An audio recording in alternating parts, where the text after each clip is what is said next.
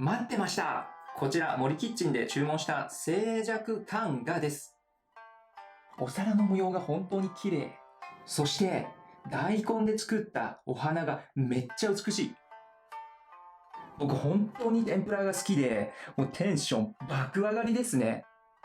では、いただきます。まず、エビから食べていきます。ソースにちょんちょんつけて食べていきます。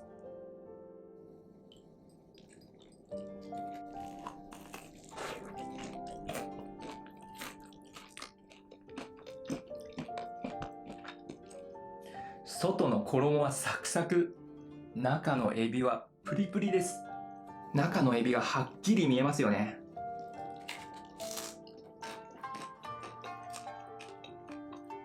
こちら綺麗なお花もちょっと口直しに食べていきます。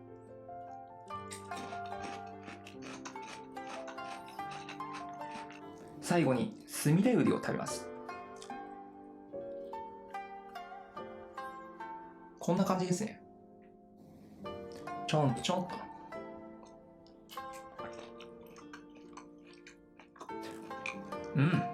甘い。今日も大満足でした。